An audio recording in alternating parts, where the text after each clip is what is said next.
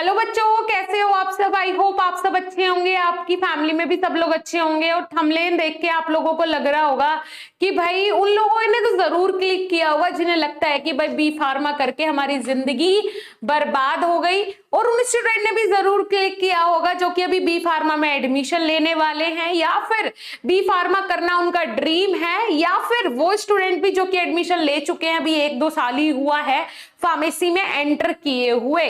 तो सभी के लिए आज का ये वीडियो बहुत बहुत ज्यादा जरूरी है।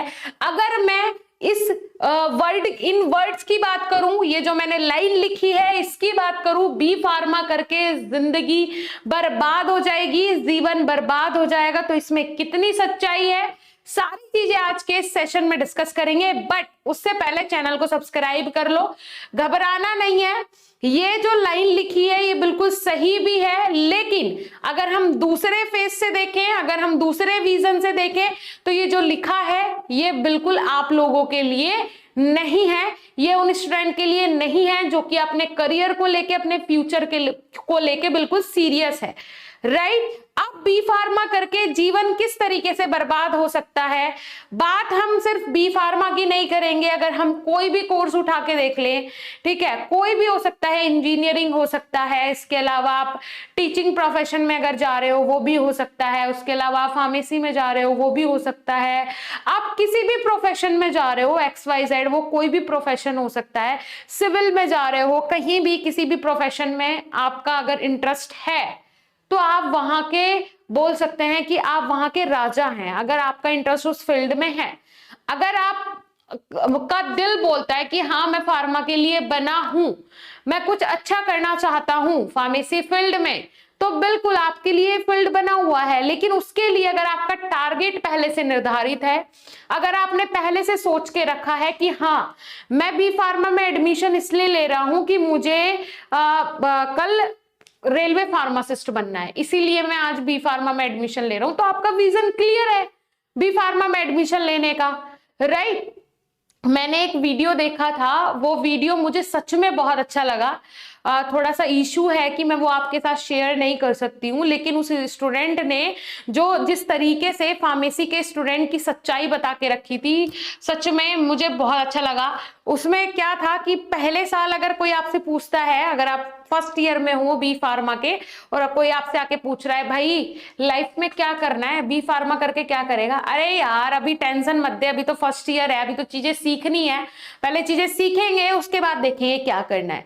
सेकेंड ईयर में अगर आपसे आके कोई पूछता है कि भाई क्या करना है आपको बी फार्मा के बाद, आप क्या करना चाहते हो, कोई दोस्त हो सकता है, टीचर हो सकता है, तो बोलता है अरे यार तुझे पता तो है मेरे पापा का बिजनेस है, मेरे पापा का मेडिकल स्टोर है, बस वही कंटिन्यू करेंगे, बढ़िया कमाई करेंगे, और क्या करना है, ठीक है।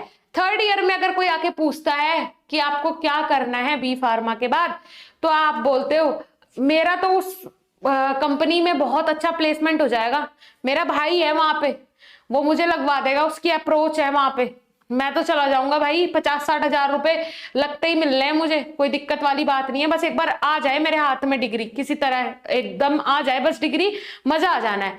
फोर्थ ईयर में अगर आपसे आके कोई पूछता है भाई क्या करना है बी फार्मा के बाद, अरे यार सोच रहा हूँ एमआरशिप कर लूं, मार्केटिंग में बहुत पैसा है, इंडस्ट्री में उतना पैसा नहीं मिलता है स्टार्टिंग में जाके, भैया बोल रहे हैं कि स्टार्टिंग में आओगे तो पहले आपको चीजें सीखनी पड़ेंगी, कम से कम 2 साल आपको अपने इन्वेस्ट करने पड़ेंगे, तब उसके बाद आपकी सैलरी अच्छी खासी होगी। मैं मार्केटिंग में जाऊंगा, बढ़िया पैसा कमाऊंगा, डॉक्टरों से बात करूंगा और बढ़िया पैसा छापेंगे मार्केट में घूम के, ठीक है जी। फोर्थ ईयर निकल जाता है, फोर्थ ईयर निकलने के बाद जब हो गई डिग्री कंप्लीट, आपके हाथ में वो कागज का टुकड़ा भी है, आपसे अगर अभी कोई पूछता है भाई क्या करना है, कहीं जॉब वॉब मिल गई, अरे यार प्लीज दिलवा दे यार, नौकरी दिलवा दे यार, कहीं मुझे भी लगवा दे यार, तो ये कंडीशन है एक फार्मा के स्टूडेंट की। आप लोग खुद सोच के देखो क्या हालत हो रखी है, मुझे ये समझ में नहीं आता कि आप लोग क्या सोचते हो। ये सबकी बात नहीं है, ये मैं सबसे आपको कंपेयर नहीं कर रही हूं। अगर आप भी ऐसे स्टूडेंट है जो कि आप अपने फ्यूचर को लेके सीरियस हैं, अगर आप CUET का एग्जाम दे रहे हो, आप एंट्रेंस एग्जाम के थ्रू एडमिशन लेना चाहते हो फार्मेसी में, तो आप बहुत अच्छा सोच रहे हो अपने करियर के लिए, बहुत बढ़िया सोच रहे हो। पहली सीढ़ी ही आप मजबूत कर लोगे, नींव ही मजबूत कर लोगे, तो 100% आपको सक्सेस मिलेगी। ये उन स्टूडेंट्स के लिए है जो कि अपने फ्यूचर के बारे में कुछ सोचते ही नहीं है, इधर से चाचा ने धकेल दिया फार्मेसी कर ले, तो फार्मेसी में कूद गया। इधर से पापा ने धकेल दिया चल फार्मेसी कर ले, कुछ नहीं करना, कुछ नहीं। जिन बच्चों से कुछ नहीं होता वो बच्चे फार्मेसी कर रहे हैं, जिन्हें कुछ पता ही नहीं है, बे का कुछ पता नहीं है। और मैं सच में अपना एक्सपीरियंस अगर आपके साथ शेयर करूं, मतलब कुछ स्टूडेंट तो ऐसे भी हैं जो कि मैंने खुद देखे हैं। किसी के पापा अगर टेलर थे तो वो आज टेलर का मतलब वही काम कर रहा है, सिलाई का काम कर रहा है। कोई अगर किसी के पापा अगर बार्बर थे तो वो वहीं पे अब बैठने लगा है। तो ये सारी चीजें मतलब ऐसा लगता है कि यार फिर तुम्हारी डिग्री का क्या मतलब है? तुम तो फार्मासिस्ट हो, तुम्हें बहुत गर्व था कि अगर फार्मेसी कर ली तो बस पता नहीं हमारे हाथ में कौन सी सोने की चिड़िया लग जाएगी, कौन सा पेड़ उगा लेंगे हम पैसों का कि चारों तरफ से पैसा आना शुरू हो जाएगा। जब तुम्हें सिलाई करनी थी तो फिर क्यों गए? क्यों फार्मेसी करने के लिए गए? बस ऐसा होता है, पेरेंट्स भेज देते हैं। पेरेंट्स को भी लगता है फार्मेसी एक ऐसा कोर्स है, क्योंकि बच्चा कहाँ से सीखता है? घर से ही सीखता है ना। घर से आपने उसे इतना मोटिवेट, एक बार तू डिग्री तो ले आ, फिर तेरा क्लिनिक खुलवा दूंगा। उस गांव फलाना गांव में क्लिनिक खोल लेंगे और ठाक से बैठेंगे क्योंकि हमारे पास फार्मेसी की डिग्री है। कोई नहीं रोकेगा टोकेगा, क्लिनिक खोल के बैठ जाएंगे आराम से। क्या आपके पास क्लिनिक की अथॉरिटी है? आप लोगों को पता है डॉक्टर कितनी मेहनत करता है, एक एमबीबीएस वाला स्टूडेंट कितनी मेहनत करता है, मेडिकल वाला स्टूडेंट कितनी मेहनत करता है। 5 साल 6 साल तक वो कोचिंग करता है, तब जाके नीट का एग्जाम क्वालिफाई कर पाता है। अगर मैं नॉर्मल स्टूडेंट की बात करूं, एक्स्ट्रा ऑर्डिनरी तो 1 साल में भी कर लेंगे, लेकिन हाँ जो स्टूडेंट इतनी मेहनत कर रहे हैं सिलेक्शन से पहले भी और फिर उसके बाद वहां भी अपने पास से 6 साल इन्वेस्ट कर रहे हैं, फिर उसके बाद अलग से ट्रेनिंग पीरियड होता है, इंटर्नशिप होती है, तब जाके एक डॉक्टर तैयार होता है। और आप लोग खुद से उनका कंपैरिजन कर रहे हो, जिन्हें यही नहीं पता चलता 4 साल निकल कैसे गए। प्रैक्टिकल भी करने चाहो तो लेबोरेटरीज ऐसी होती है जिनमें केमिकल्स ही अवेलेबल नहीं है, केमिकल ही बिल्कुल 3rd क्वालिटी का लाके रखता है कॉलेज में। तो ये सारी चीजें है ना, तो कहां से एक कॉमर्स का स्टूडेंट कैसे ब्रिलियंट बनेगा? ऐसे स्टूडेंट का तो जीवन बर्बाद ही है जो कि अपने फ्यूचर के बारे में नहीं सोच रहा है। फॉर एग्जाम्पल, आपके सामने एक एग्जाम्पल है, 2 बच्चे हैं, दोनों फार्मासिस्ट हैं, ठीक है। एक अच्छा गवर्नमेंट कॉलेज से निकला है, एक लोकल प्राइवेट कॉलेज से निकला है, ठीक है। ये जो गवर्नमेंट कॉलेज वाला है, ये अच्छे प्राइवेट कॉलेज वाला है, अच्छी डीम्ड यूनिवर्सिटी वाला है। इस बंदे का पैकेज जो है, महीने की जो इसकी सैलरी है वो 80-90 हजार से स्टार्टिंग है।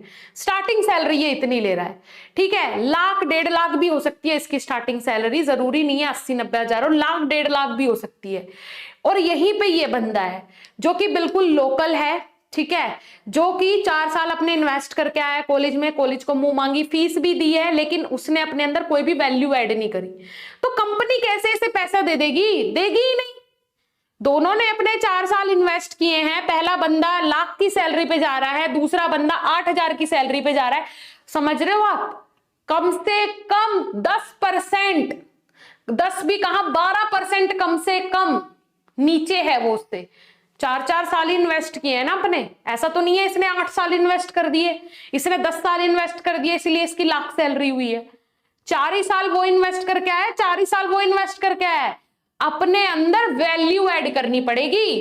फार्मेसी प्रोफेशन हमेशा ग्रोथ करेगा, 2050 तक पीक पे पहुंच जाएगा, बहुत बहुत ग्रोथ करेगा, इंस्टेंटली ग्रोथ करेगा, रेगुलरली ग्रोथ करेगा। बट एक फार्मासिस्ट, अगर ऐसे ही फार्मासिस्ट इंडिया में बनते रहे तो फार्मेसी फील्ड स्टूडेंट के लिए, अगर मैं बात करूं स्टूडेंट्स के लिए, इतने फार्मासिस्ट अगर निकलेंगे जिनमें वैल्यू ही नहीं है, कोई वैल्यू नहीं है उनमें, दलाल भरे बैठे हैं।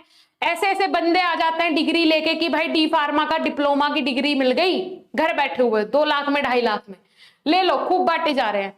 क्यों नहीं स्ट्रिक्ट करते हो? आप स्ट्रिक्ट करो ना इस प्रोफेशन को, वैल्यू ऐड होगी, एक फार्मासिस्ट की इज्जत होगी। अगर ऐसे ही फार्मासिस्ट निकलते रहे तो इस फील्ड में बेटा कुछ नहीं होने वाला, बर्बाद हो जाओगे, 110% जीवन बर्बाद है। पहले साल में बच्चा जब कॉलेज जाता है तो उसके अंदर मोटिवेशन होता है, फार्मेसी में जा रहा है, प्यार भी होता है उसे, बच्चे सोचते भी हैं कि फार्मेसी जब कॉलेज में जाके वो एटमॉस्फेयर मिलता है कि बच्चे का मोटिवेशन लेवल बिल्कुल 0 हो जाता है, एग्जाम्स तक पहुंचते पहुंचते 0 हो जाता है। फिर पता चल रहा है बच्चे की बैक आ रही है, फिर दोबारा फॉर्म भर रहा है, बैक निकालने के चक्कर में, फेल होने के चक्कर में, बस इसी चक्कर में तो उसकी 4 सालें निकल जाती हैं, पता ही नहीं है कैसे फार्मासिस्ट बन गया।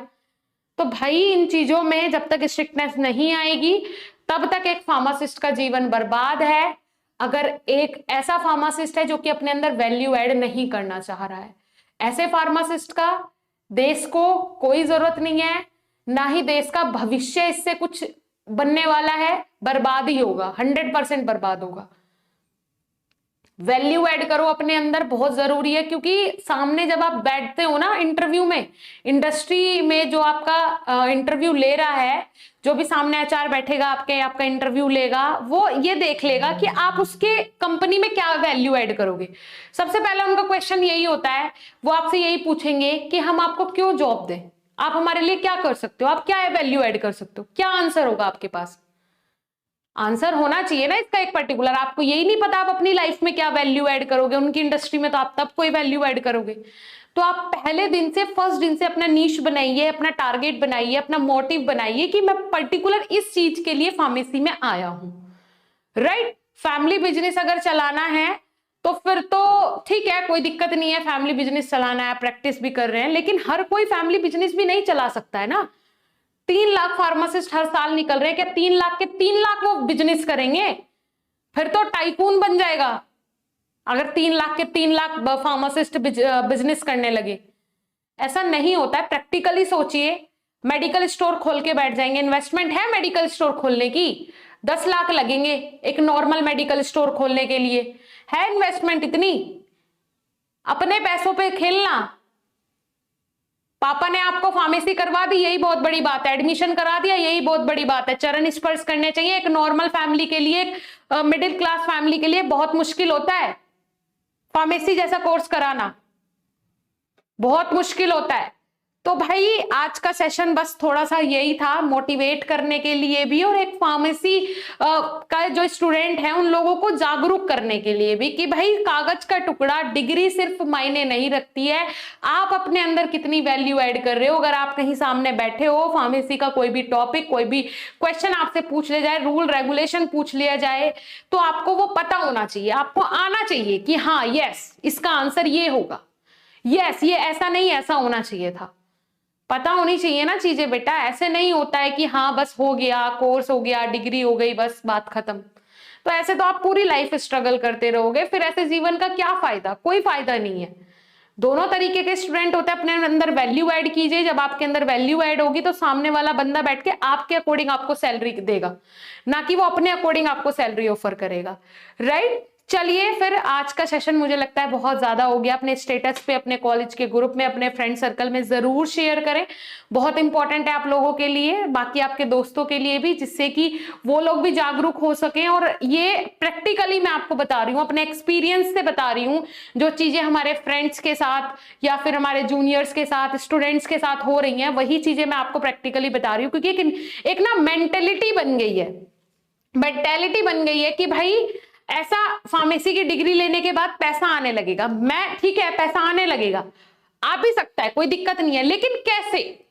कैसे का आंसर आपके पास होना चाहिए। हाउ का आंसर अगर आपके पास है तो ठीक है, आप अपना काम करते रहिए रेगुलर, लेकिन अगर उस हाउ का आंसर आपके पास नहीं है तो आप गलत राह पे हैं, आप गलत मेंटेलिटी के साथ इस फील्ड में हैं।